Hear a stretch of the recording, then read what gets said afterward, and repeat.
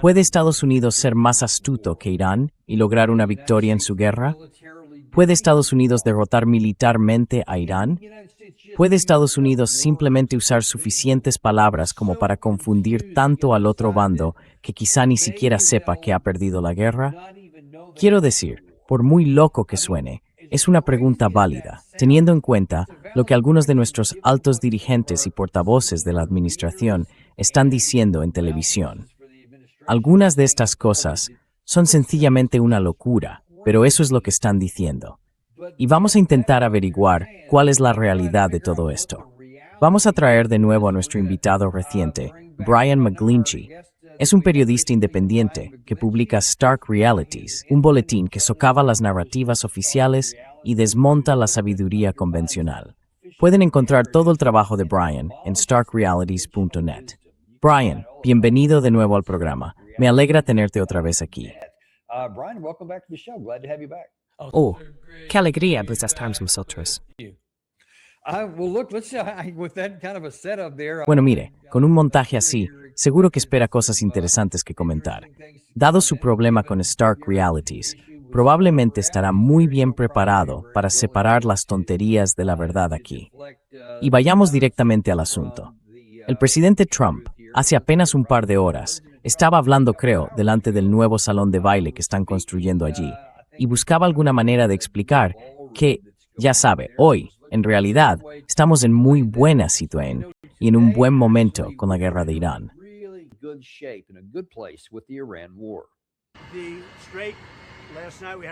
El estrecho. Anoche tuvimos pasar muchos barcos. Tenemos la posesión, el control completo del estrecho. Quiero decir, aparte del valor de molestia, y sí que lo hay cuando lanzan un dron de vez en cuando, no todo el mundo va a pasar, pero están pasando. Y durante las últimas 2 semanas ha estado saliendo mucho petróleo. Mucho petróleo. No va a ser perfecto, pero está saliendo mucho petróleo. Mucho. De hecho, la gente está asombrada. Una de las razones por las que el petróleo no ha subido a, digamos, los proverbiales 300 por barril, está en 83, 84, 85, y estará mucho más bajo cuando esto termine, porque tenemos petróleo de sobra. Una de las razones por las que nunca llegó a las cifras de 300 o 350 es que sí, nos está entrando mucho.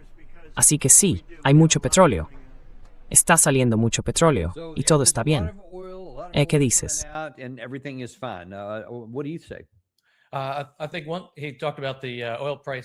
Creo que habló de que el precio del petróleo va a bajar pronto y a bajar mucho. Pero lo que está bajando mucho ahora mismo es la reserva estratégica de petróleo. Con la última liberación, hemos llegado a un punto en el que antes de la guerra de Ucrania había unos 580 millones de barriles y ahora ha bajado, creo, a unos 240. Así que se ha agotado aproximadamente la mitad de lo que había antes de la guerra de Ucrania. Eso es lo que realmente está ayudando a moderar el precio del petróleo en este momento. Y cuando la gente oye que la reserva estratégica de petróleo está en 243, la cifra clave en la que hay que fijarse no es tanto la marcha hacia cero como la marcha hacia 170, porque ese es el punto en el que, según los analistas, la infraestructura de la reserva estratégica de petróleo queda gravemente amenazada.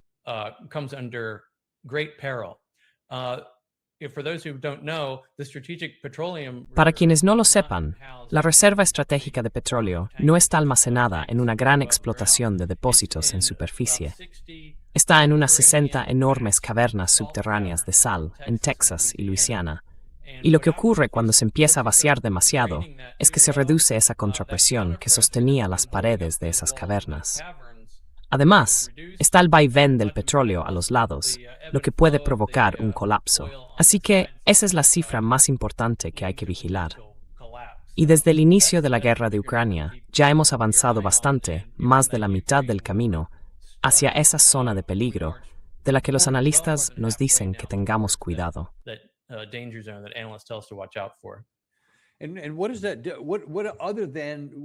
Aparte de lo que pueda hacer con el precio del petróleo, ¿qué supone haber perdido la mitad de nuestra reserva estratégica de petróleo respecto a donde estaba en 2022?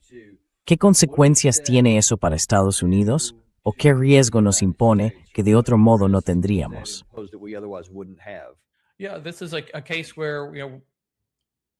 Sí, este es un caso en el que el aparato de seguridad de Estados Unidos vuelve a tropezar consigo mismo, por tomar prestada una expresión del ejército. Pero la Reserva Estratégica de Petróleo existe para afrontar contingencias. Así que hemos perjudicado enormemente nuestra seguridad nacional al crear una contingencia, al cometer este enorme error que nos está obligando a recurrir a esas reservas. Y en realidad, si se piensa en la Reserva Estratégica de Petróleo, está más bien pensada para mantenernos a flote en siempre.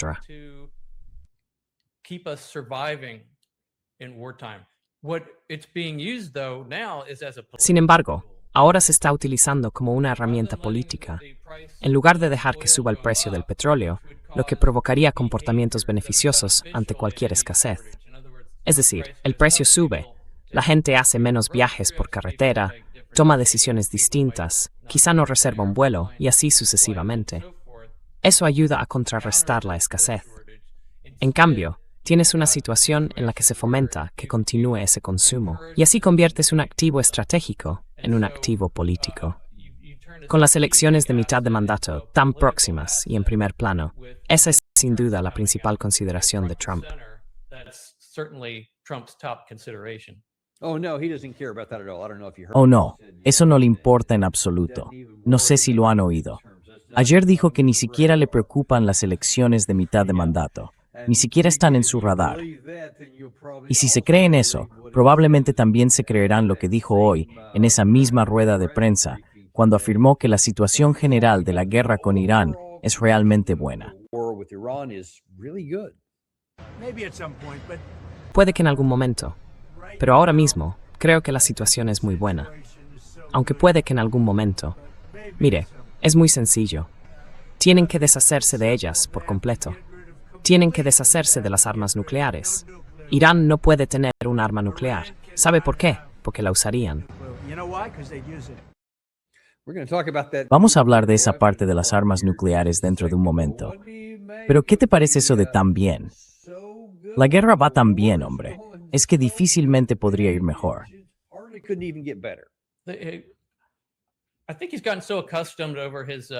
Creo que a lo largo de su mandato se ha acostumbrado tanto a que su base le apoye ciegamente que puede soltar cualquier cosa completamente desconectada de la realidad. Da igual, asentirán con la cabeza y le seguirán la corriente. Claro, su base se está fracturando ante nuestros propios ojos, porque, ya sabe, una gran parte de ella se siente completamente traicionada. Se puede ver por todas las redes sociales, pero, ya sabe, esta guerra no va bien bajo ningún criterio. En su programa anterior de hoy mostraron un gráfico que reflejaba el agotamiento, sencillamente tremendo y asombroso, de las existencias de nuestro arsenal armamentístico. Ahí está. Quiero decir, fíjese en esa cifra del THAAD y en la de los Tomahawk.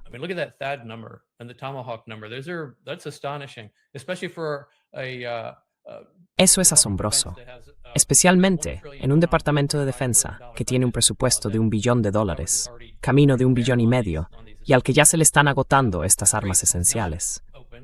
El estrecho no está abierto. No estamos ejerciendo nuestro poder en el estrecho.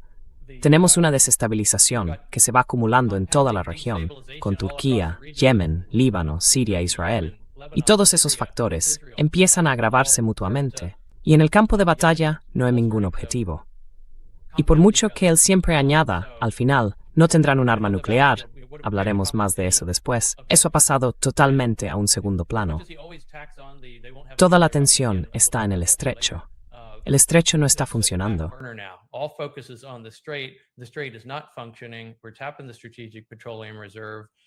Estamos recurriendo a la Reserva Estratégica de Petróleo. Y lo más importante, hemos visto que al menos 18 miembros de las Fuerzas Armadas estadounidenses han muerto en esta acción. Al menos 625 más han resultado heridos o lesionados en esta guerra inútil. Estamos viendo una evacuación masiva de bases militares de la región. Eso es una humillación para el Pentágono. A largo plazo, quizás sea lo mejor, por supuesto. Para realistas como nosotros, que hace tiempo comprendimos que estas bases no son más que un punto de exposición para nuestras tropas, un detonante. Así que es difícil encontrar algo, por supuesto, que se haya conseguido con todo esto. Ha sido, sencillamente, el mayor error estratégico. En algún momento, será el mayor error estratégico de la historia.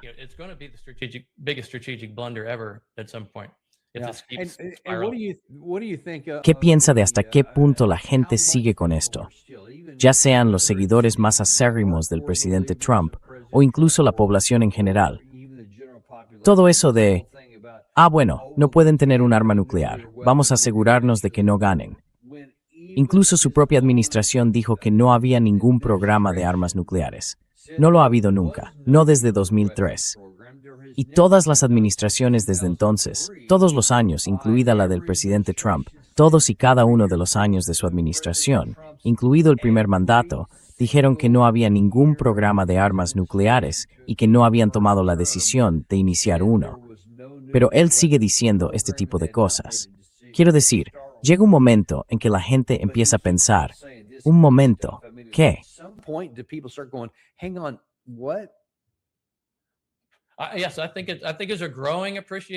Sí, creo que hay una conciencia cada vez mayor de eso, pero tienes razón.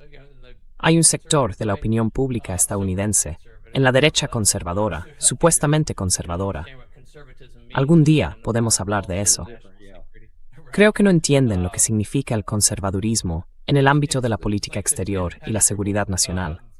Es como si fuera imposible hacerles entender que esta mentira, repetida tantas veces, se ha vuelto tan eficaz que quieren aferrarse a ella. Se ha convertido en una especie de pilar central, profundamente arraigado, de su comprensión de la región, y es completamente falsa.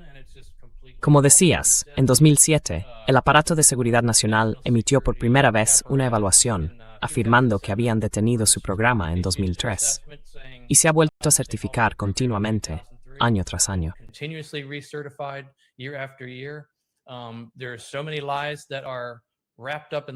Hay tantas mentiras en torno a toda la cuestión nuclear. Ves a Mark Levin y a esa gente diciendo, bueno, nunca podemos confiar en que los iraníes cumplan un acuerdo. Es proyección tras proyección por parte del estamento militar, por este lado. Irán cumplía plenamente. Bueno, Obama tenía el JCPOA, el Plan de Acción Integral Conjunto, el acuerdo nuclear. Irán cumplía plenamente con él, y eso estaba certificado. Tomaron muchas medidas extraordinarias. Trasladaron fuera su uranio enriquecido. Detuvieron el enriquecimiento a un nivel más bajo. Vertieron hormigón en un reactor de agua pesada. Todos esos pasos se dieron en pleno cumplimiento. Fueron los Estados Unidos quienes rompieron el acuerdo. Son los Estados Unidos quienes no son de fiar, y por eso nuestra diplomacia está tan dañada en este momento.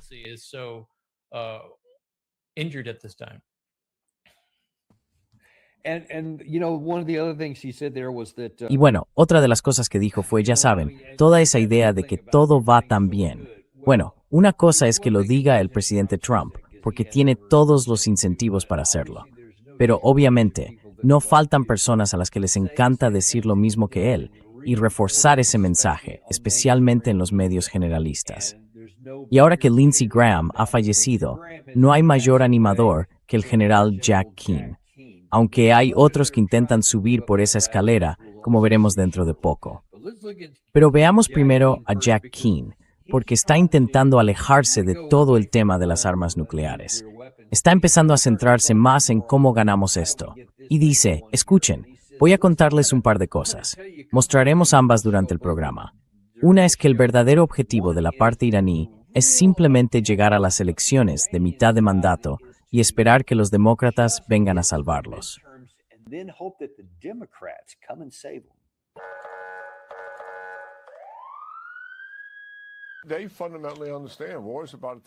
Entienden en lo esencial que la guerra es una prueba de voluntades y quieren debilitar a la administración en lo relativo al apoyo político y a la determinación del pueblo estadounidense.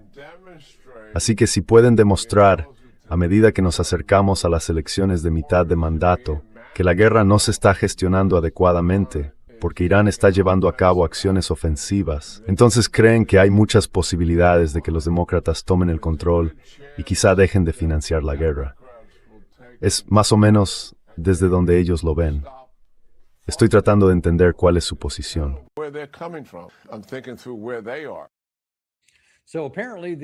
Así que al parecer, los líderes de Teherán confían en que los demócratas arrasen en noviembre, después de las elecciones de mitad de mandato, y retiren la financiación de la guerra. Y entonces, venga, Irán estará contento. ¿Cree que ese es su objetivo?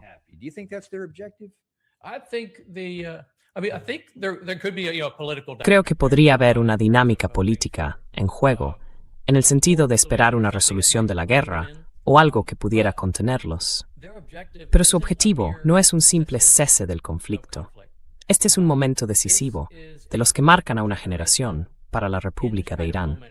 Han estado sometidos a presión, por mucho que se repita el argumento de, oh, ellos iniciaron una guerra contra Estados Unidos hace 47 años. La realidad es que la agresión ha sido iniciada de forma abrumadora por Estados Unidos, Occidente y sus aliados. Así que para Irán, esta es una situación en la que, después de décadas de abusos, de estar sometido a sanciones que causaron tantas cosas terribles, a tantos inocentes dentro de Irán, de ayudar a Irak en su guerra contra Irán, con todas estas cosas ocurriendo durante todos estos años, llega ahora, por fin, esta culminación de la guerra. Bibi Netanyahu probablemente le vieron deshacerse en elogios después del 28 de febrero, cuando empezó la guerra. Decías, he querido hacer esto durante décadas.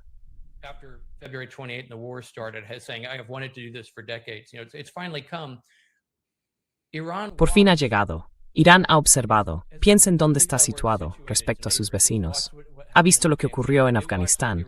Ha visto cómo Irak estuvo bajo bombardeos durante décadas. Irán mira este momento y dice, este es un punto en el que debemos establecer un paradigma completamente nuevo, una disuasión duradera totalmente nueva, que diga, miren, hemos soportado muchísimo durante mucho tiempo. Y eso, lo importante, desmiente el argumento de que quienes gobiernan Irán son unos locos. Han demostrado una contención, una deliberación y una calibración de sus respuestas realmente notables ante todas estas provocaciones, como el ataque al consulado iraní en Siria, esta flagrante violación de la soberanía. Su respuesta fue moderada. Así que, a lo largo de todo esto, han actuado de esa manera.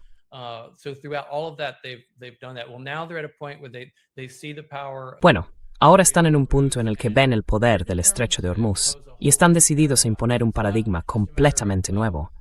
Así que no se trata solo de que una mayoría demócrata en el Congreso, por ejemplo, acepte algún alto el fuego. Ya han pasado por esto. Tenían un acuerdo con Obama. Llega la siguiente administración. Trump lo deshace por insistencia de John Bolton. Deshace el acuerdo nuclear. Han ido de un lado a otro y han sufrido estos bandazos tantas veces, incluso desde el pasado junio, cuando fueron atacados en medio de negociaciones y demás.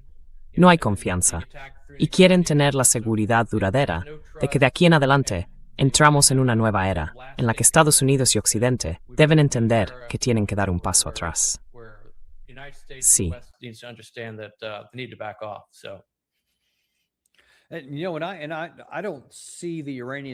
Y no veo que Irán esté en esa situación. De hecho, al principio de la guerra, quiero decir, durante la primera semana, los primeros 10 días, incluso dije varias veces en antena, mirad, para tener éxito, Irán solo tiene que sobrevivir, solo tiene que seguir siendo viable. En cambio, nosotros tenemos que derrotar físicamente al otro bando. El listón estaba muchísimo más alto.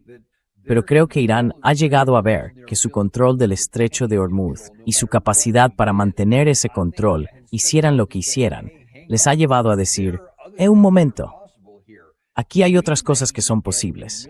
Puede que incluso logremos una victoria militar sobre Estados Unidos.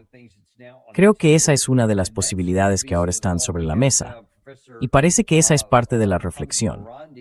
Ayer tuvimos en el programa al profesor Mohammad Marandi, y lo dio a entender claramente. Hay otro académico iraní al que hoy han entrevistado en una televisión de Oriente Medio, y que pareció dar a entender lo mismo.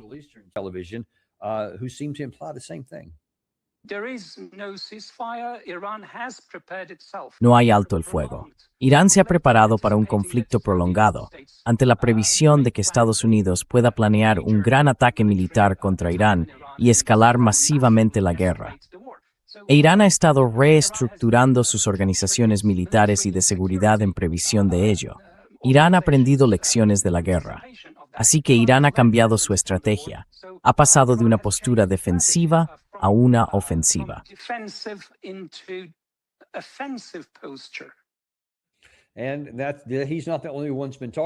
Y no es el único que ha estado hablando de eso. Ghalibaf ha hecho algunas declaraciones en X y en la televisión iraní. Algunos generales de los Guardianes de la Revolución han hecho declaraciones cada vez más provocadoras, como podríamos pasar a la ofensiva, tal y como dijo ahí mismo. Y ya sabe, cuando se empieza a examinar nuestro arsenal de misiles, del que hablamos hace un momento, y volveremos a ello enseguida, cuando se analizan las capacidades defensivas que tienen bajo estas montañas, con este tipo de capacidad que nosotros no podemos penetrar, y hemos demostrado, en al menos 2 episodios distintos de esta guerra, que no podemos atravesarla.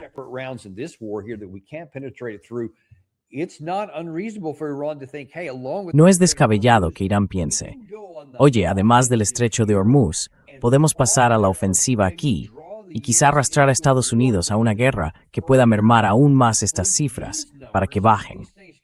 De nuevo, tengan muy presente esto, porque es fundamental entenderlo. Estas cantidades increíbles de deterioro de nuestras reservas y nuestros inventarios proceden de solo 53 días de guerra. Ahora bien, quizás se puedan añadir algunos de los utilizados contra los hutíes anteriormente, pero esto se refiere al inventario previo a la guerra. Eso es lo que sostiene el CSIS.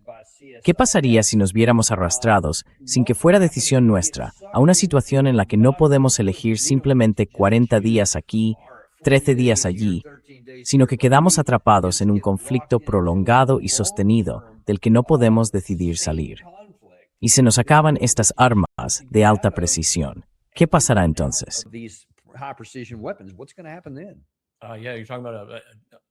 Sí, estás hablando de una incapacidad absoluta para defender a nuestras propias fuerzas. Por no hablar de los países anfitriones, que todos, creo, se están rascando la cabeza y replanteándose por completo su relación de seguridad con Estados Unidos.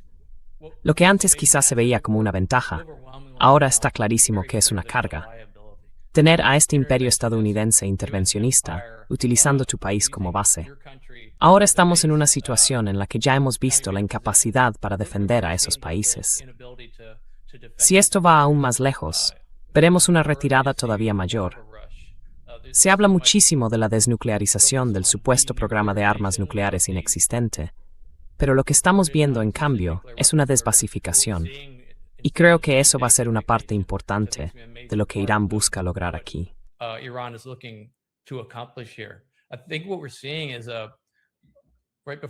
Creo que lo que estamos viendo ante nuestros propios ojos es este despertar, por así decirlo, de Irán, después de haber sido intimidado de tantas maneras durante tanto tiempo.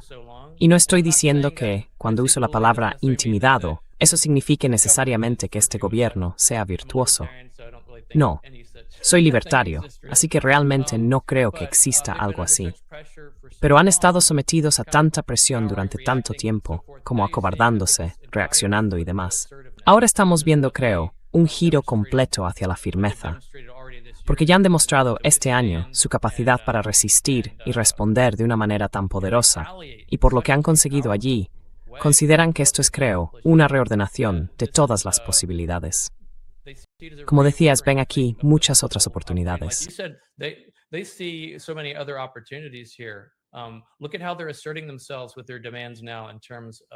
Fíjese en cómo están reafirmándose ahora con sus exigencias, incorporando plenamente Gaza y Cisjordania al conjunto de sus demandas. Fíjese en su estrategia de amenazas. Creo que ayer, o quizá anteayer, amenazaron a Siria. Dijeron que si se involucra en Líbano persiguiendo a Hezbollah, habría una represalia masiva. Creo que difundieron 100 objetivos concretos que atacarían, incluido el palacio. No creo que, hace un par de años, Irán necesariamente lanzara una amenaza así, pero ahora vemos cómo se reafirma.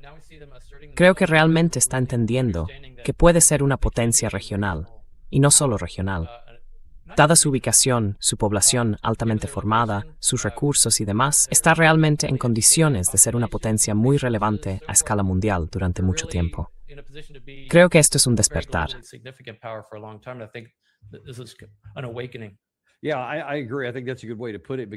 Sí, estoy de acuerdo. Creo que es una buena forma de expresarlo, porque creo que se han dado cuenta. Creo que antes de que esto empezara, y también en las primeras fases, podía haber mucho consenso en Teherán en que sí, simplemente tenían que sobrevivir para poder ganar esto. Pero creo que ellos, porque no sabían cómo podrían hacerse con el estrecho de Hormuz, siempre había sido algo teórico. Pero hasta que vieron realmente cómo podían controlarlo y vieron el poder que eso les daba, creo que, un poco como acaba de mencionar ese experto.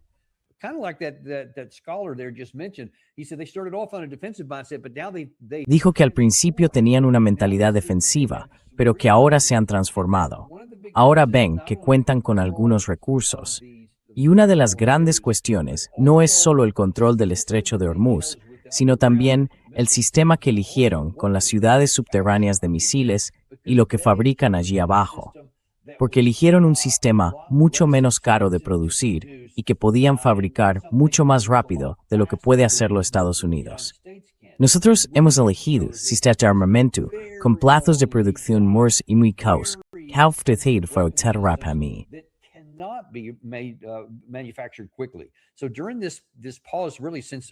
Así que, durante esta pausa, en realidad desde abril, salvo esa breve ventana de 13 días en la que hemos estado en pausas efectivas, la parte iraní ha ido aumentando sus reservas. Nosotros hemos aumentado las nuestras de forma marginal, no mucho, porque llegan muy despacio. Ayer, en Fox News, Brett Baier hablaba con el vicesecretario de Guerra. Buscaba cierta confirmación y tranquilidad. Oye, estamos haciendo algo bueno, un buen acuerdo con los sistemas de armas, así que no te preocupes por eso. Cuando habla, no sé, decidme vosotros qué os parece al verlo, pero yo no salí de ahí con confianza.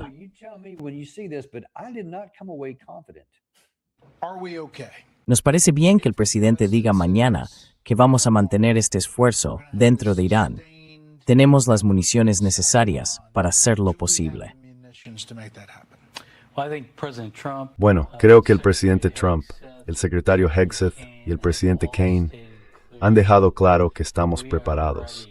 El ejército estadounidense puede derrotar cualquier amenaza en el momento y el lugar que elijamos. Y creo que eso sigue siendo cierto hoy. De acuerdo, porque eso es lo que iba a preguntarle. En marzo le dijo al Congreso que tenemos las armas que necesitamos, pero eso fue hace 5 meses. Escuche, Trump simplemente no dijo adecuadas. Dijo que Estados Unidos tiene capacidad para librar guerras para siempre. Prácticamente tenemos un suministro ilimitado de armas y municiones. ¿De dónde ha sacado eso? ¿Quién se lo dijo? ¿Fue usted quien se lo dijo? ¿Fue el secretario Hegseth? ¿Quién le dijo que tenemos un suministro ilimitado de armas? En alla mal stort nuestra imagen como presidente. ¿Cree que tenemos un suministro en Tyson y Rotsmas? Creo que no es que necesitamos. Pero llevan 55 días bombardeando a los hutíes, 13 días defendiendo a Israel, y ahora 5 meses y medio, y sumando, en combate con Irán. ¿Sigue creyendo lo que dijo entonces? Bueno, yo sí.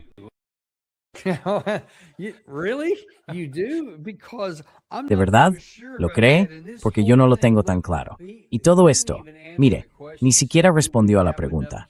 Le preguntaron, ¿tenemos suficiente? ¿Podemos mantenerlo? Y en lugar de responder, dijo, bueno, el secretario Hegseth y el presidente Kaine han dicho que podemos. ¿Qué estaba diciendo? Podemos derrotar cualquier amenaza, en cualquier momento y en cualquier lugar que elijamos. Eso es un eslogan que ha estado en la parte trasera de los Kumbi y de todo tipo de cosas durante décadas, ¿de acuerdo? Eso no es la realidad, porque si esa fuera la realidad, ya habríamos derrotado a Irán en el momento y el lugar que hubiéramos elegido. A menos que de algún modo estemos eligiendo alargar esto. No lo sé, quizás sea el caso.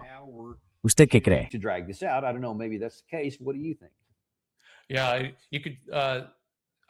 Sí, claro. Creo que le vi crecer la nariz mientras hablaba.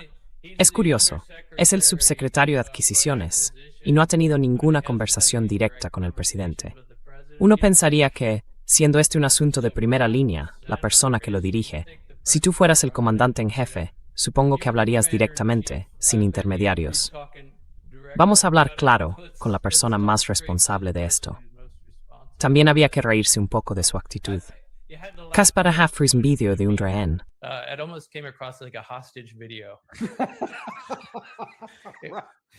Yo también me enfoco. Me like su membrano. Sí, ahí no había mucha sinceridad. Y como decías, dice mucho que en lugar de hablar como subsecretario de Adquisiciones, se limite a citar al gran líder. Exactamente. Así que esta es una administración que lleva la guerra a base de retórica y fanfarronería. Y Hegseth, el fanfarrón en jefe, cuyas credenciales impresionaban a Trump desde su puesto en la mesa de Fox News. Todo es fanfarronería, bravuconería y sacar pecho, sin nada que lo respalde.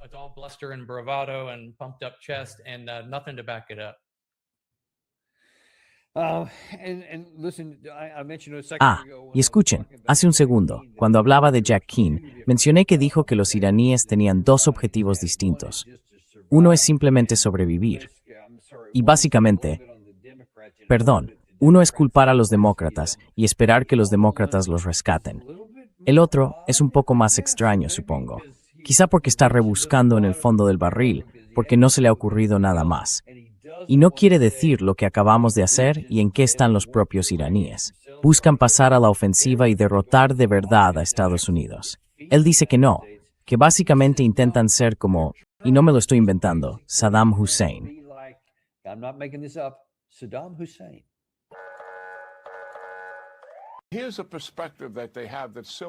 Hay una perspectiva que tienen similar a la de Saddam Hussein. ¿Recuerdan Tormenta del Desierto? Tenía su ejército. Se apoderó de partes de Kuwait y de los campos petrolíferos, amenazando a Arabia Saudí, y formamos una armada frente a él. Desplegamos cientos de miles de tropas. No había duda de que íbamos a expulsarlo de Kuwait.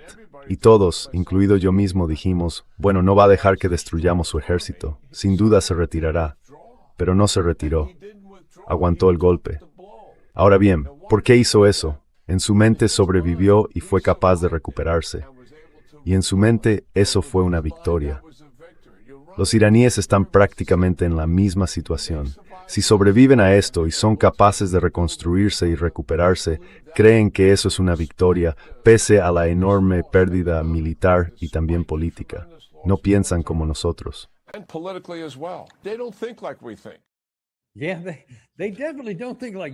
Sí, desde luego no piensan como tú. Creo que es justo decirlo. Pero, en primer lugar, yo formé parte de aquella armada en 1991, así que creo que tiene que volver a examinar su historia. Porque Saddam Hussein, en primer lugar, sí pensaba que iba a poder mantener esto. No creía que Estados Unidos fuera a invadir.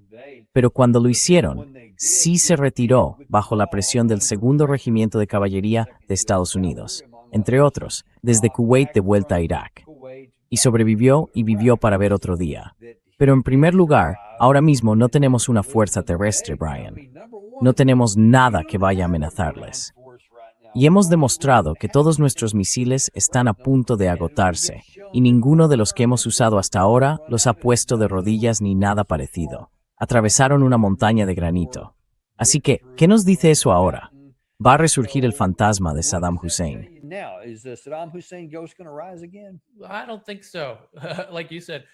No lo creo. Como decías, por desgracia, parece que la opción terrestre, con la que se ha estado haciendo tanto ruido durante tanto tiempo, ha llegado a un punto en el que prácticamente todo el mundo ha asumido que no va a ocurrir, salvo quizá Mark Levin, al que odio seguir mencionando, pero es el ejemplo perfecto de una retórica espantosa sobre este asunto. No vamos a ver una intervención terrestre, y se trata más bien de simplemente sobrevivir. Para Irán, esto supone un punto de inflexión generacional.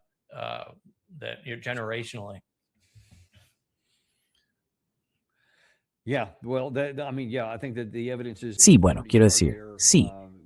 Creo que las pruebas son bastante claras. Lo dijo ese académico iraní. Lo dijo ayer el profesor Morandi. Lo está diciendo Ghalibaf. Lo está diciendo Rezaei, el nuevo general de la Guardia Revolucionaria iraní. Y creo que está ganando protagonismo una retórica cada vez más agresiva. Y tú también has hablado mucho de eso.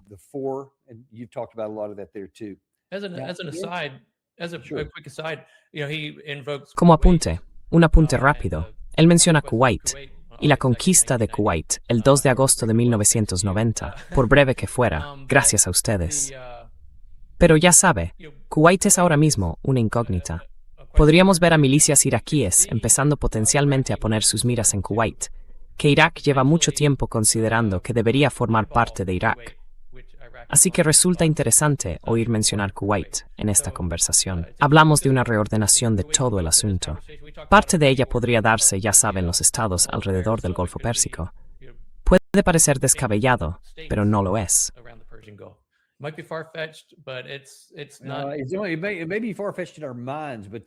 Puede parecer descabellado, pero se ha hablado mucho de ello. De hecho, ayer mismo se lo pregunté al profesor Morandi, y él, sin dudarlo, dijo, sí, creo que es un riesgo importante. Otras personas con las que he hablado también creen que hay un riesgo significativo. Creo que fue Ghalibaf quien hoy estaba de visita en Irak y decía, oye, ya sabes, tenemos afecto fraternal el uno por el otro y estamos mejorando las relaciones, etc. Y en términos numéricos, si estas PMF concentraran allí mismo sus fuerzas, creo que los kuwaitíes podrían hacer muy poco para defenderse en este momento. Te lo digo, Brian, no habría divisiones aerotransportadas 101 y 82 llegando en avión para establecer una barrera de contención. Esta vez no vamos a hacerlo. Y concentran en alguna gran zona de reunión, desde donde todo lo que hay alrededor queda al alcance de sus cohetes. Exactamente. Por eso nunca va a ocurrir, o si no, moriremos rápidamente en grandes cantidades. Creo que si yo fuera Kuwait, estaría mucho más preocupado y buscaría mucho más la vía diplomática de lo que han hecho hasta ahora. Pero escucha, a la luz de todo lo que hemos hablado aquí, incluso teniendo en cuenta el riesgo potencial de que el propio país de Kuwait vuelva a verse amenazado con ser invadido, tienes a este tipo aquí. Creo que es el coronel Jim Carafano. Está en Fox News.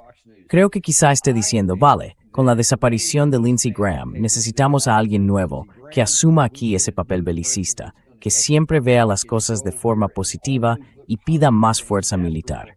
Y aquí lo tienes hoy.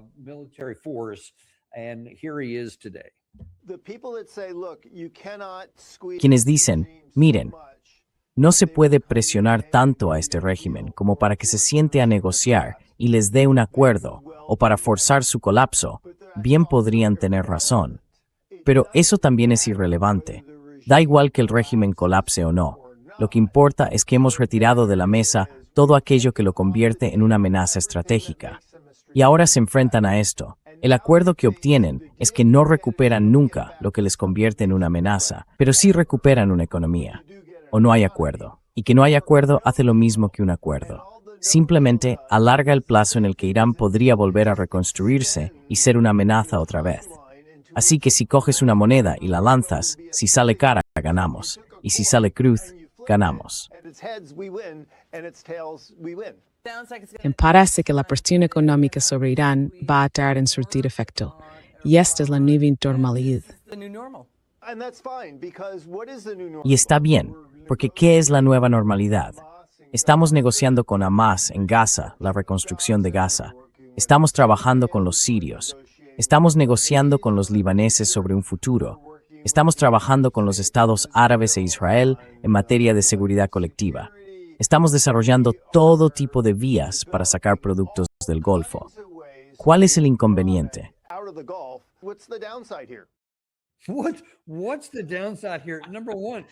¿Cuál es la desventaja aquí?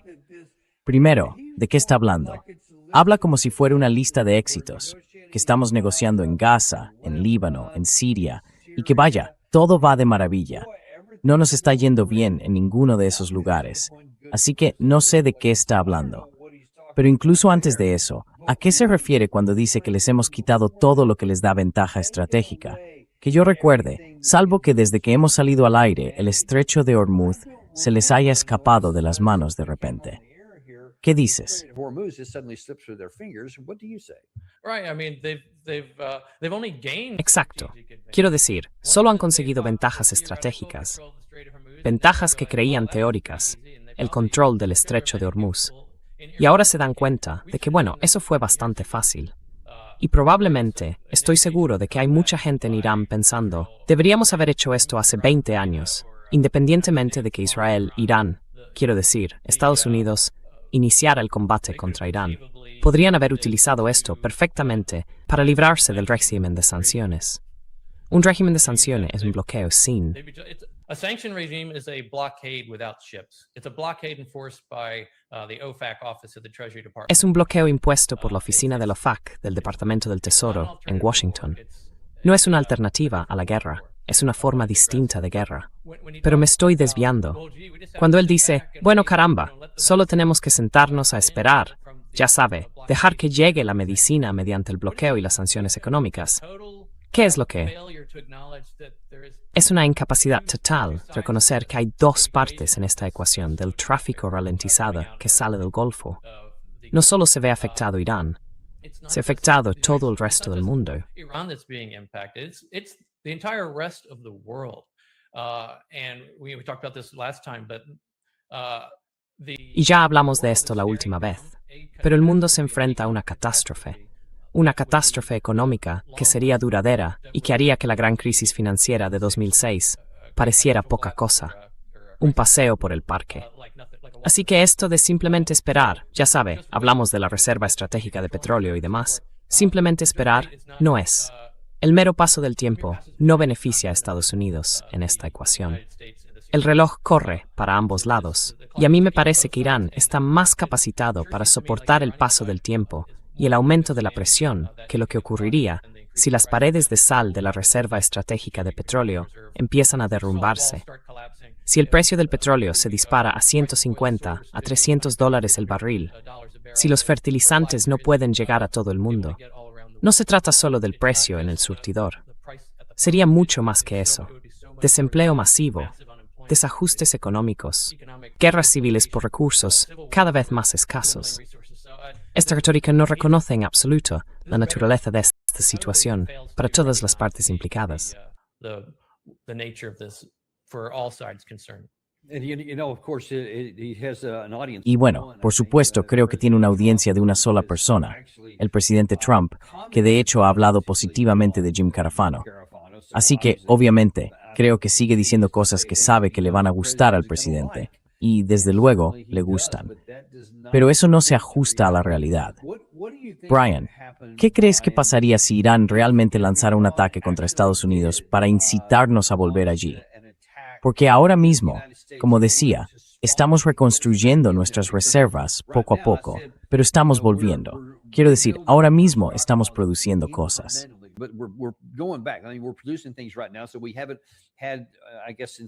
Así que, desde mediados de julio, más o menos, cuando tuvimos aquel regreso de 13 días, no hemos tenido nada. Desde entonces, todavía estamos un poco reconstruyéndonos. Pero ¿qué pasa si no es según nuestros tiempos, ni según Mike Duffy, eso de que lucharemos en el momento y el lugar que elijamos?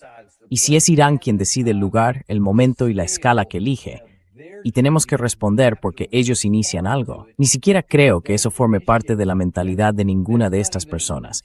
Jack Keane, el presidente Trump, Duffy, Carafano, ninguno de ellos. ¿Qué pasa con esa mentalidad que cree que podemos decidirlo todo si de repente tenemos que responder a los disparos? It evaporates because in such a situation, Se evapora porque en una situación así habría una necesidad enorme de responder. Y sin embargo, Irán nos mantiene a raya. La amenaza de atacar en represalia las infraestructuras petroleras y de desalinización a lo largo y ancho del Golfo es una amenaza con la que no se puede jugar. Es una amenaza de desencadenar ese escenario de catástrofe económica del que acabamos de hablar. Así que es difícil decir qué haríamos en esa situación, porque nuestras opciones son muy limitadas. Ese escenario de opciones limitadas sí hace que a uno le preocupe el run-run que estamos oyendo sobre un posible despliegue de armas nucleares contra Irán.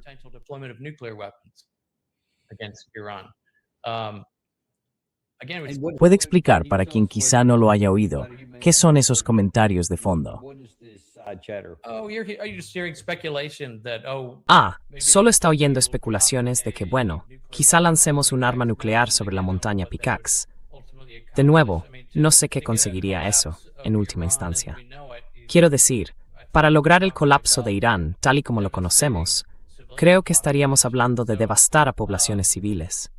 Así que no estoy diciendo que eso sea probable. Por desgracia, estamos en una situación en la que nos hemos alejado tanto de la Constitución y de los principios fundacionales. ¿No habría sido estupendo que los fundadores hubieran tenido la previsión de decir que decisiones como ir a la guerra aquí, en Irán, no recaen en un solo individuo? Pues eso es exactamente lo que hicieron. Depositaron esa competencia en el poder legislativo. Lo han abandonado por completo. Por eso estamos en esta situación ahora mismo. Lo que debería haber sido la decisión de un órgano deliberativo de 535 personas que representan al pueblo.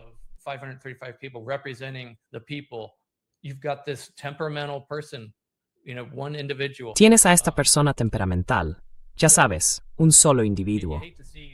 Así que da mucha rabia ver que esta guerra se siga librando y manteniendo en función de los caprichos de Donald Trump, cuyo dominio de los matices y los hechos de esta región tiene muy poca curiosidad intelectual. Creo que está muy bien documentado que le simplifican al máximo todos los informes. No es alguien que tenga una comprensión muy sólida de esto. Está rodeado de personal que actúa como agentes políticos. Creo que muchos teníamos esperanzas puestas en la segunda administración. Se dio cuenta de, la primera vez traje a la gente equivocada, John Bolton, y toda esa clase de personas. Una vez más, se ha rodeado de gente empeñada en impulsar la agenda de Israel en la región. Y tiene a su alrededor una cámara de eco. Y, de nuevo, está aislado. Así que no le gusta oír malas noticias. Por eso, que se da una dinámica en la que sus subordinados le protegen de las malas noticias.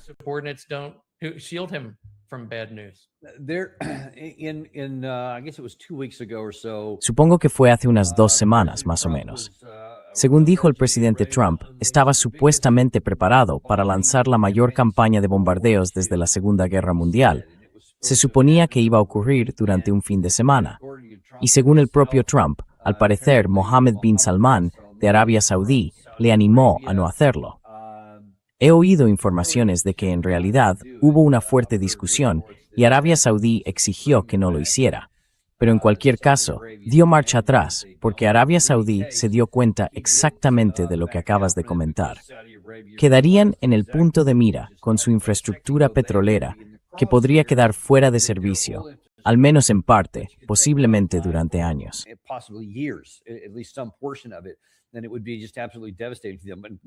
Entonces, para ellos sería absolutamente devastador. Y ya no hablemos de las capacidades de desalinización. Eso sería aún más grave. Pero existe la posibilidad de que en algún momento Omán, Arabia Saudí, Kuwait o cualquiera de estos países diga, ¿sabéis qué? Aliarse con Estados Unidos es suicida. Quiero decir, ya han visto que no podemos protegerlos, que nuestras bombas fueron básicamente un imán para los misiles contra ellos, no una forma de defensa. Que digan, oye, ¿sabéis qué? Esto no merece la pena. Todos son pérdidas, sin ganancias ni beneficios por estar con Estados Unidos, y quieren salir de ahí antes de empezar a quedar bajo los misiles iraníes. ¿Es una posibilidad?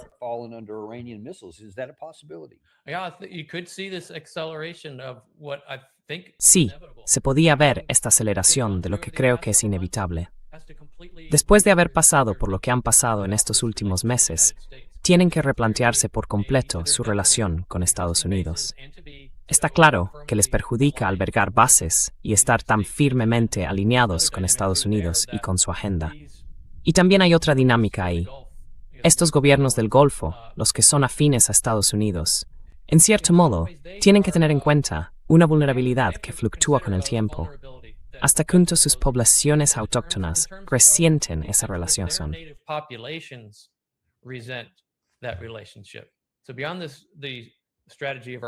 Así que más allá de la estrategia de nuestro país y demás, la cuestión es cómo crece el resentimiento hacia sus gobiernos por estar tan alineados y tan vinculados a Estados Unidos, que a su vez facilita la devastación de Israel.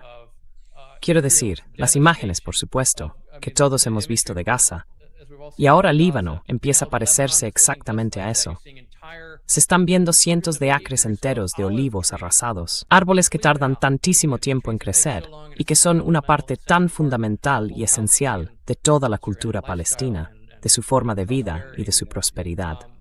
Así que esa es otra razón para desvincularse de esto. Se podría ver un resentimiento creciente y una desestabilización interna como consecuencia de ello.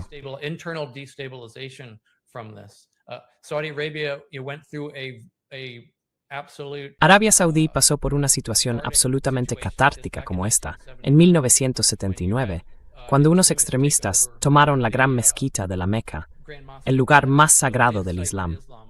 Arabia Saudí. Al rey de Arabia Saudí podemos llamarlo rey, pero si se mira la correspondencia oficial, es el custodio de la mezquita.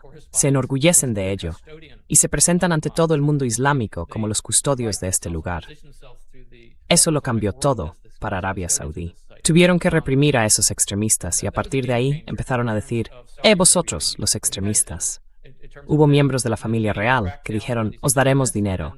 Id a causar problemas a otra parte. Id a Afganistán y uníos a la causa allí.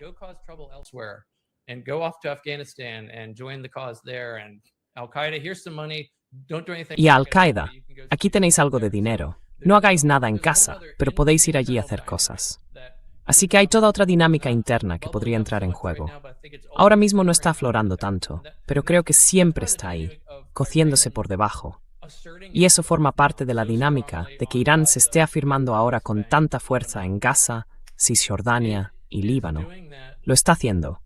Y al hacerlo, se posiciona en la batalla de relaciones públicas en toda la región. Esa batalla de relaciones públicas entre la ciudadanía. Porque todos los ciudadanos dicen, mirad cómo Irán se planta ante Israel así. ¿Por qué los nuestros no? Exacto, sí.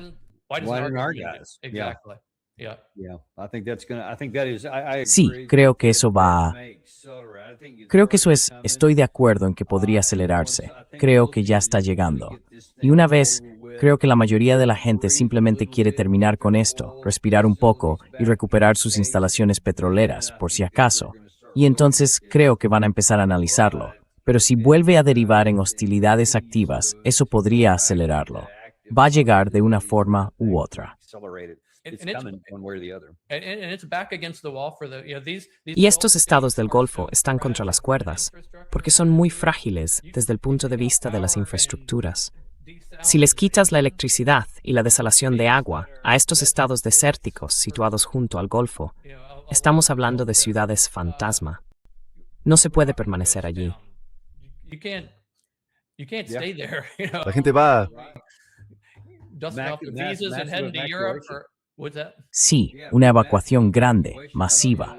No sé a dónde irían, pero no podrían quedarse allí y sobrevivir si las plantas desalinizadoras y el suministro energético quedaran inutilizados, aunque fuera en cierta medida. Porque quiero decir, con todas esas temperaturas, allí se asarían. Bueno, quiero decir, la situación aquí es bastante sombría y no ayuda que haya pensamiento delirante tanto por parte del presidente como de muchos de sus seguidores. Solo tendremos que esperar que, de algún modo, prevalezca la cordura. Pero en cualquier caso, agradecemos que hayas venido hoy y nos hayas dado esta visión sincera. Y recordar a la gente que entre en starkrealities.net. Creo que es así, ¿verdad? Sí, starkrealities.net. Y allí pueden encontrar más de Brian. Estupendo. Muchas gracias por invitarme, Daniel. Me alegra mucho estar contigo de nuevo. Muchas gracias, y estaremos encantados de veros mañana en el análisis en profundidad de Daniel Davis.